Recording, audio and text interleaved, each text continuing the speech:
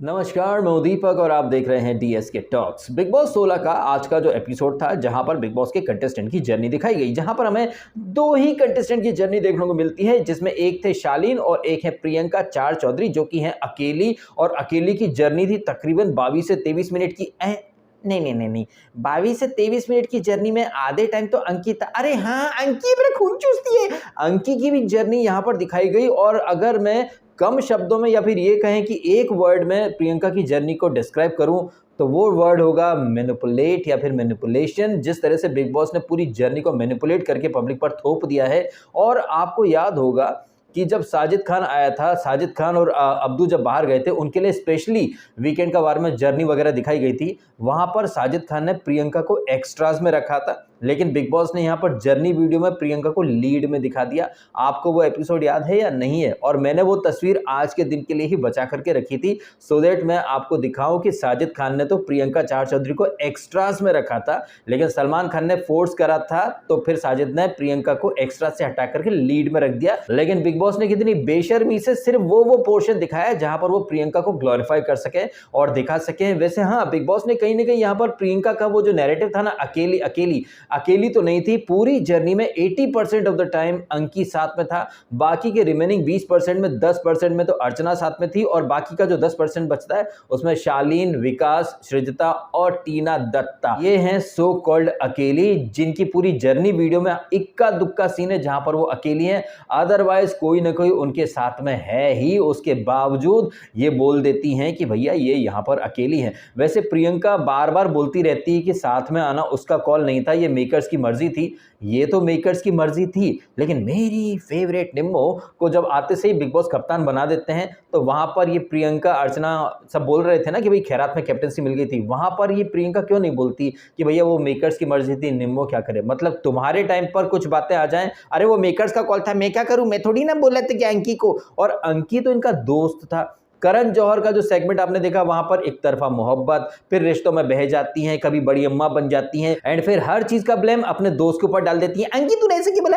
अंकी की वजह से मेरा खेल खराब हो गया, बिग बॉस में रिश्तों को लेकर के बह जाती हूँ। कभी ये प्रियंका चार चौधरी दोस्त बोलती है अंकी को, कभी एक तरफा मोहब्बत, फिर कभी हद से ज्यादा, क्या था वो डायलॉग, रिश्तों को लेकर के ओवर प्रोटेक्टिव हूँ, मैं बह जाती हूँ, मैं इसे समझाना चाहती हूँ। अरे तुम खुद तो समझ जाओ पहले। कभी तुम दोस्तों को समझाती, कभी टीना को, अर्चना को, कभी अंकी को, और यहां पर आप बिग बॉस की बातें सुने कि प्रियंका आप इकलौती कंटेस्टेंट हैं जो आई तो अकेली नहीं थी, लेकिन अंकी के जाने के बाद आप अकेली रह गई, और आप है बिग बॉस की इकलौती कंटेस्टेंट जिसके कंधों पर दो दो लोगों की जिम्मेदारी थी। आपको एडवांटेज मिल सकता था, लेकिन ये एडवांटेज आपके लिए चैलेंज बन गया। अरे भाई साहब, ये प्रियंका जो कि नंबर गेम, वोट बैंक, बाहर से ऑलरेडी 2 वोट साथ में आए थे, मतलब एक इसका और एक उसका अंकी का, मतलब बाहर से ही 2 वोट साथ में चल करके आए थे। अंदर जहां सब लोगों ने अपने नंबर गेम या वोट बैंक खुद इकट्ठे करे, ये तो बाहर से ही 1+1 होकर के आए थे। लेकिन बिग बॉस को देखो,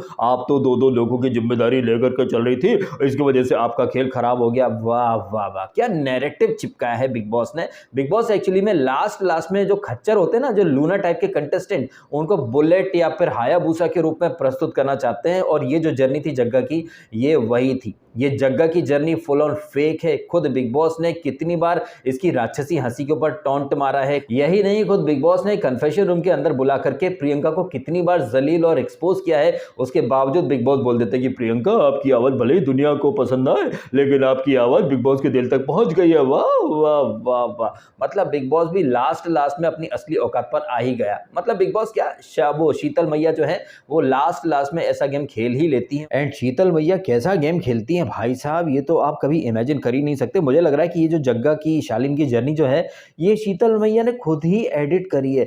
बताइए भाई साहब, एक तरफ ये जग्गा बोलती रहती है कि अंकी के साथ शो में आना उसकी मजबूरी थी, लेकिन जब अंकी जा रहा था तो क्या गाना बज रहा था, सदियों पुरानी ये थी एक कहानी रह गई। सदियों पुरानी तो ऐसे बोल रहे जैसे कि पता नहीं कितने 700 सालों से यहाँ पर रह रहे हो, और उसके तुरंत बाद गाना क्या बजता है, जीती रहो आहा। भर भर के इसके लिए माहौल सेट करने की तैयारी की जा रही है। और यही नहीं, ये शालीन मनोट उर्फ इस फेक जग्गा का सखा कैसे यहाँ पर बड़ी-बड़ी बातें कर रहा था, I am a survivor, yes मैं सर्वाइवर हूँ। अबे कौन सा सर्वाइवर है तू? हर छोटी-छोटी बात के ऊपर मेरे को बाहर जाना है, मेरे से नहीं हो सकता, मैं हैंडल नहीं कर सकता। बिग बॉस मेरा चिकन में तो chicken chicken chicken chicken chicken chicken chicken के बगैर मैं मर जाऊंगा। बिग बॉस मेरे को चिकन दे दो, चिकन दे दो, बिग बॉस मेरे को चिकन पाहिजे मला। बिग बॉस, हे बिग बॉस, आता सांगा ना, चिकन का इंतजाम करो ना मेरे लिए बिग बॉस। और ये यहाँ पर पापा का बड़ा सा परा उठ करके बोल देता है, yes I am a survivor. कितनी आसानी से और बेशर्मी से बिग बॉस ने ये जो बाहर की जो सेटिंग थी, प्री प्लान इनका लव लपाटा, मतलब आप देखें कि कैसे फेक लोगों को भी बिग बॉस यहाँ पर फिनाले में लेकर के आ गया भाई साहब। एक सखी और सखा, और कल एक और हम जर्नी देखेंगे ऑफ हग्गा। और ये शालीन भनोट जिसने फर्स्ट वीकेंड पर ही डॉक्टर से बदतमीजी वगैरह करी थी, यहाँ पर अच्छे लोग हैं, डॉक्टर है, साइकेट्रिस्ट है, उनके पास जाओ, और रिलेशनशिप में कुछ भी अच्छा नहीं होता तब भी आप डटे रहो बिकॉज अच्छा हो जाता, अच्छे लोग हैं, ये है वो है, ये है वो है, ऐसे हैं वैसे हैं, मैं सर्वाइवर। अरे शालीन भनोट तुम क्या हो, कैसे, अपन को अच्छे से पता है। वैसे क्या आप लोगों ने यहाँ पर शालीन का जो लुक था, क्या इस लुक को सिद्धार्थ शुक्ला से इसने कॉपी नहीं किया? क्योंकि सिद्धार्थ शुक्ला के बाल भी वहाँ पर आई थिंक वो शैम्पू करके आया था तो काफ़ी बाल हवा में उड़ रहे थे। यहाँ पर शालीन ने उस लुक को कॉपी करा, और शालीन के ऊपर जो गाना बज रहा था, ना जाने कहाँ से आया है, किसी का हाथ ना आएगा ये लड़का, यही गाना सिद्धार्थ शुक्ला की एंट्री पर प्ले किया था बिग बॉस ने। याद है आपको बिग बॉस 13 में जब सिड ने एंट्री की थी सबसे पहले, तो यही गाना बज रहा था। उसके बाद मेकर्स बोल देते हैं कि एक्सपेक्ट द अनएक्सपेक्टेड। ये एक्सपेक्ट द अनएक्सपेक्टेड के नाम पर मेकर्स खुद को कितना एक्सपोज कर रहे हैं। जर्नलिस्ट आए थे, वही पुराने घिसे पिटे सवाल, एंड कुछ लोग तो एक्चुअली में जर्नलिस्ट थे भी नहीं, वो तो क्रू मेंबर्स थे। तो आप देखें कि कैसे बिग बॉस खुद को एक्सपोज कर रहा है। अब शालीन और ये प्रियंका जो कि टोटली फेक है, और इनके साथ एक और जोड़ीदार है इनका अर्चना, जो कि नेक्स्ट लेवल की फेक है। क्या चल रहा है, क्या चल रहा है, क्या चल रहा है, आप देखें भाई साहब। ये जो मेकर्स जो हैं ये कैप्शन डालते हैं एपिसोड का कि आज जर्नी देखिए आपके टॉप 5 फाइनलिस्ट की। हमारे तो बिग बॉस ऐसे बोल रहे हैं जैसे हम लोगों ने इनको टिकट टू फिनाले दिया है, जबकि हकीकत में जग्गा और हग्गा तो कहीं से कहीं तक डिजर्विंग थे ही नहीं। ये तो सबसे फिसड्डी प्लेयर थे, लेकिन कैसे बिग बॉस इन्हें आगे लेकर के आ गया है। लेकिन खुद बिग बॉस और ये जग्गा और ये हग्गा इस बारे में बात ही नहीं करना चाहते हैं कि अर्चना और ये प्रियंका टॉप 5 में आए नहीं हैं, इन्हें लाया गया है, और ये कतई फेक प्राणी है। एक्चुअली में जो बैटल है ना, वो रियल वर्सेस फेक के बीच में है। शिव ठाकरे और एमसी ये दो ही रियल कंटेस्टेंट हैं, और मैं इन दोनों को ही डिजर्विंग मानता हूं। और इस एपिसोड में भी आपने देखा रोटी के लिए, राशन के लिए क्या फेक फाइट कर रही थी ना ये अर्चना और प्रियंका। और ये फेक फाइट करवाई किसने है? ये फाइट करवाई है बिग बॉस ने, क्योंकि बिग बॉस ने बोला 5 दिन बचे हैं, 5 दिन बचे हैं, 5 दिन बचे हैं, कम से कम 5 दिन में 5 फाइट तो कर लो, सो दैट 5 प्रोमो कट जाए। तो ये कितने फेक हैं प्रियंका और अर्चना, यहाँ एक दूसरे को कलंक तू दोगली है। तो यही समझ जाएं कि ये प्रियंका और ये अर्चना कैसी फेक फाइट करते हैं। मतलब ये टोटली फेक तो है ही सही, लेकिन आप देखें ये प्रियंका और अर्चना जो कि एक वीकेंड पहले एक दूसरे को वो वॉल ऑफ फेम या हॉल ऑफ फेम क्या होता है वो दे रहे थे, लेकिन यहाँ एक दूसरे को दोगली, कलंक है, ये है वो है, दुनिया भर का एक दूसरे के धज्जियां उड़ा रहे थे। और प्रियंका चार चौधरी की जर्नी में जो डायलॉग थे ना, वो इस एपिसोड के स्टार्ट में भी आपको देखने को मिल गए। प्रियंका आपकी जैसी नहीं है, प्रियंका आपकी जैसी नहीं है, प्रियंका आपकी जैसी कामचोर नहीं है, प्रियंका आपकी तरह लीचर नहीं है, प्रियंका तुम्हारी जैसी नहीं है, प्रियंका बहुत रियल है, Priyanka too real for a reality show, Priyanka महान है, बलिदानी, ओवर प्रोटेक्टिव रिश्तों में बह जाती है, इसकी वजह से मेरा गेम खराब हो रहा है, मैं उसका अच्छा चाहती हूँ, मेरा खराब हो जाता है। अरे वाह वाह, हमें नहीं पता था कि तुम्हारा दिल इतना बड़ा, मतलब इतनी दरिया दिल हो तुम कि तुम दूसरों का ब्लेम अपने ऊपर ले लेती हो। लेकिन कब लेती हो तुम?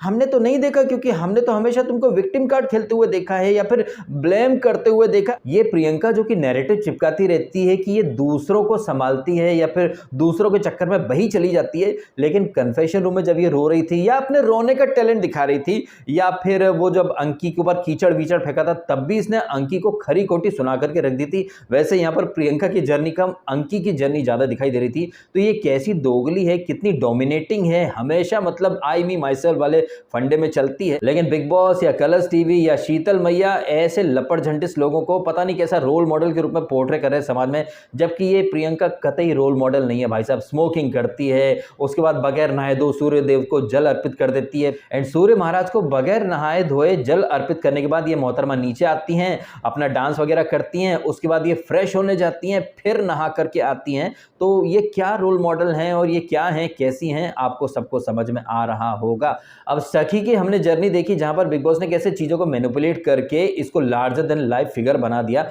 वैसी ही जर्नी हमें शालीन की देखने को मिल गई। यहां पर भी बिग बॉस ने भर भर के तारीफें करी हैं। ये बिग बॉस जो कि कभी कहा करते थे कि बिग बॉस रियलिटी शो है, यहाँ पर रियल लोगों की कद्र होती है, लेकिन शालीन की एक्टिंग को यहाँ पर ब्लाइंडली सपोर्ट कर रहे थे। शालीन आप एक्टर हैं तो क्या हुआ, एक बंदा जिसने 130 दिन तक एक्टिंग करके लोगों का दिल जीता, वाह वाह वाह वाह। और शालीन तो खुद कैसे कैसे रीजन देता था ना, वो चार्ली चैपलिन का एग्जांपल दे रहा था कि उनका रियल लाइफ में भी ऐसा था, लोग समझते थे एक्टिंग है। अरे भाई साहब शालीन, अरे यार शालीन भनोट, अगर तुम्हारा ये लॉजिक है कि भाई रियल लाइफ में एक्टर एक्टिंग करते रहते हैं, तो भाई अमिताभ बच्चन शाहरुख खान क्या रियल लाइफ में नाचते हैं क्या? शाहरुख खान हर जगह ऐसा खड़ा हो जाता है क्या? या अमिताभ बच्चन हर जगह ओए और रिश्ते में तो हम तुम्हारे बाप लगता है, या फिर सनी देओल हर जगह अपना 2.5 किलो का हाथ या फिर हैंडपंप उखाड़ने की टेक्निक दिखाते फिरते हैं कि ओए कातिया, ये मजदूर का हाथ है, लोहे को पिघलाकर उसका आकार बदल देता है। तू चाहता है कि मैं तेरे इशारे पर भौंकूं, तो बोले तो काटूं, भाई ई ना चोल बे, ई कदापि ना चोल बे। तो ये शालीन जो जैज दे रहा था ना अपनी एक्टिंग को डिफेंड करने के लिए, बिग बॉस ने भी मतलब उसकी एक्टिंग को डिफेंड ही कर दिया।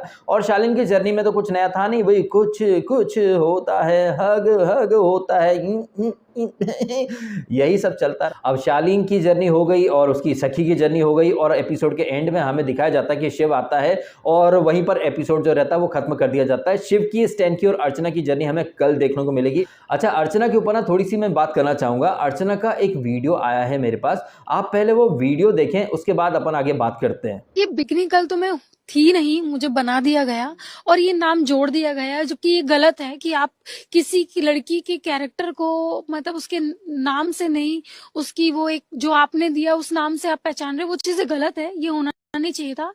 जैसे कि मैं मिस बिकनी इंडिया 2018 में मैं बनी हूँ मिस बिकनी इंडिया, और 2014 में मिस यूपी रही हूँ, 2018 में मिस कोस्मो वर्ल्ड रही हूँ। तो मैंने कुछ एक्स्ट्रा चीजें नहीं की है, बाकी लोगों ने जो किया है वो मैंने किया है।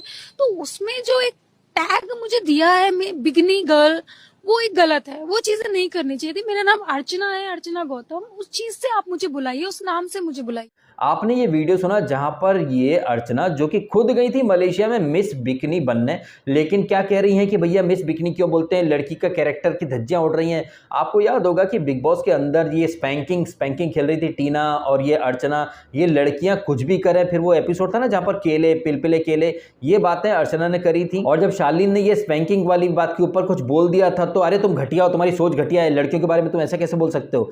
ये अर्चना गौतम जो कि खुद गई थी मलेशिया में, वो मिस बिकनी वाले नहीं आए थे अर्चना के घर में, वो मलेशिया से दिल्ली आए हों, फिर दिल्ली से बाय रोड मेरठ आए हों, फिर अर्चना जिस खाट पर सो रही थी उस खाट को उठा करके मलेशिया ले गए हों, फिर उसको जबरदस्ती में बिकनी पहना दी हो। अर्चना अपनी मर्जी से गई थी ना वहां पर मिस बिकनी बनने। तो जब आप मिस बिकनी बनने खुद गई थी और मीडिया आपको बिकनी गर्ल बोले, तो भैया वो आपका कैरेक्टर असैसिनेशन कैसे हो जाता है। आप देखें कि नेशनल टीवी पर ये टीना दत्ता जैसी लड़कियां जो खुद ओ शालीन बनाओ ये make me fall in love, लेकिन बाद में यही टीना दत्ता ने कैसे विक्टिम कार्ड और वुमन कार्ड भर भर के खेले हैं। तो हमारे समाज में ये लड़कियां क्या मैसेज देना चाहती हैं। और ये अर्चना जो खुद गई थी मिस बिकनी बनने, कह रही है कि भैया उसे बिकनी गर्ल क्यों बोला जाता है। शायद अर्चना को ज़्यादा नॉलेज नहीं है, लेकिन अमिताभ बच्चन जो हैं उन्हें मिलेनियम स्टार बोला जाता है। हमारी जो लता मंगेशकर जी थी उन्हें स्वर कोकिला बोला जाता था। इसी तरीके से सुनील गावस्कर को लिटिल मास्टर बोला जाता है, सचिन तेंदुलकर को मास्टर ब्लास्टर बोला जाता है, विराट कोहली को किंग कोहली बोल देते हैं, और शाहरुख खान को किंग खान बोल दिया जाता है, अक्षय कुमार को खिलाड़ी कुमार बोल दिया जाता है। और अर्चना जिस कॉन्टेस्ट में गई थी, ऐसे ही कॉन्टेस्ट को जीत करके देश का नाम रोशन करने वाली ऐश्वर्या राय बच्चन मिस वर्ल्ड के नाम से जानी जाती है। तो जैसे ऐश्वर्या राय को मिस वर्ल्ड कहा जाता है, उसी तरह अगर अर्चना गौतम को मिस बिकनी या फिर बिकनी गर्ल बोल दिया जाए, क्योंकि ऐश्वर्या की ही तरह अर्चना गौतम भी बिकनी वाले कॉन्टेस्ट में पार्टिसिपेट करने खुद ही गई थी। लेकिन आप देखें कि अर्चना जैसी लड़कियां कितनी मक्कार लड़कियां, भाई साहब अर्चना कहिए, टीना दत्ता कहिए, ये कुछ ऐसी लड़कियां हैं जिनकी वजह से मीटू के जो केसेस होते हैं ना उसको कोई सीरियसली नहीं लेते। क्योंकि अर्चना कहिए या टीना जो कि नेशनल टीवी पर क्या कर रही क्या नहीं कर रही आपने सामने देखा। अर्चना गौतम का आपने जो क्लिप देखा, खुद गई थी वो बिकनी गर्ल बनने, लेकिन मीडिया वाले बिकनी गर्ल बोले तो अरे आप ऐसा क्यों बोलते हो यार, एक लड़की का कैरेक्टर।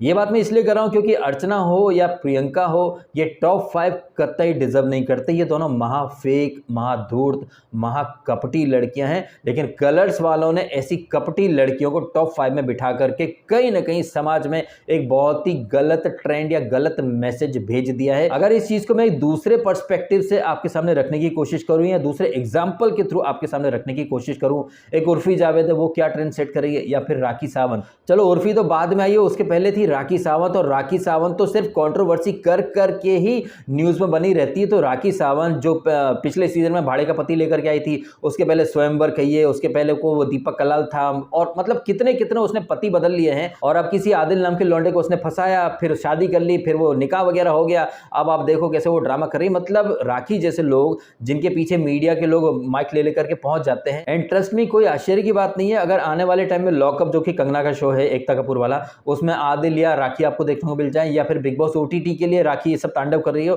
तो मतलब जिस तरीके से ये राखी सावंत है, उर्फी है, अर्चना गौतम है, इनको जो लोग फॉलो करते हैं वो लोग सड़कों पर ऐसे तांडव करेंगे। उर्फी को फॉलो करने वाली लड़कियां कुछ भी मतलब अधरंग अवस्था में एयरपोर्ट पर या रेलवे स्टेशन पर पहुंच जाएंगी, फिर वो फेमस हो जाएंगी। एंड फिर ऐसी लड़कियों को अगर कोई आदमी आईना दिखा देगा, अरे तुम लड़कियों से बदतमीजी करते हो, तुम ये करते हो, तुम वो करते हो।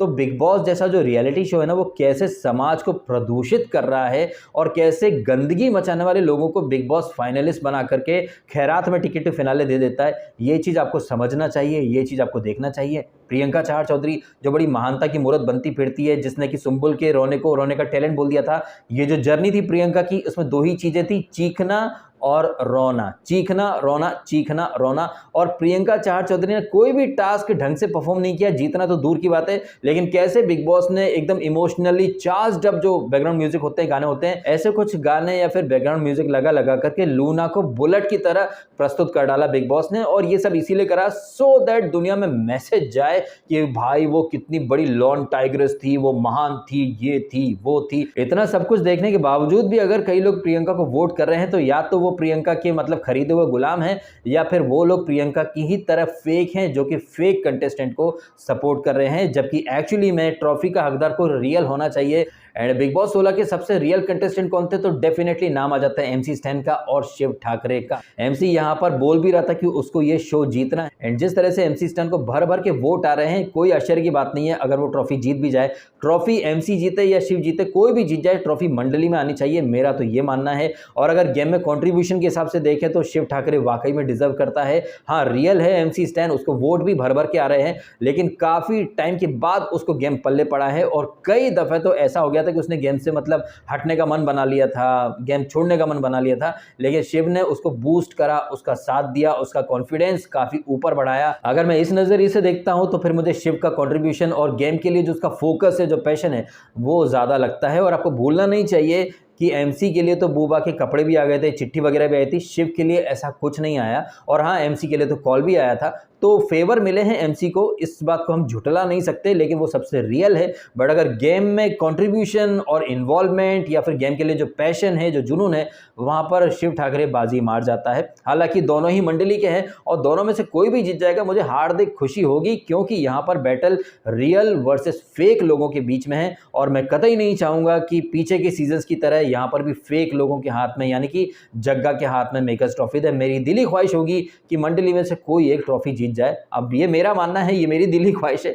आपका क्या मानना है इन सारी बातों के बारे में कमेंट करके अवश्य बताइएगा। क्या आपको नहीं लगा कि जग्गा की जर्नी नहीं थी, वो अंकी की जर्नी भी थी? और कैसे पूरी जर्नी में अंकी, शालीन, टीना, सृजिता और अर्चना, इतने सारे लोगों के साथ रहने वाली ये जग्गा किस मुंह से बोल देती है कि वो अकेली खेली? भाई साहब अकेली तो कहीं नहीं खेली है। और शालीन की जर्नी तो भाई साहब गुड फॉर नथिंग थी। कुछ कुछ होता है का बिग बॉस वाला वर्जन था, कभी टीना, कभी सुंबुल, कभी शालीन, और फिर वो ये वीकेंड।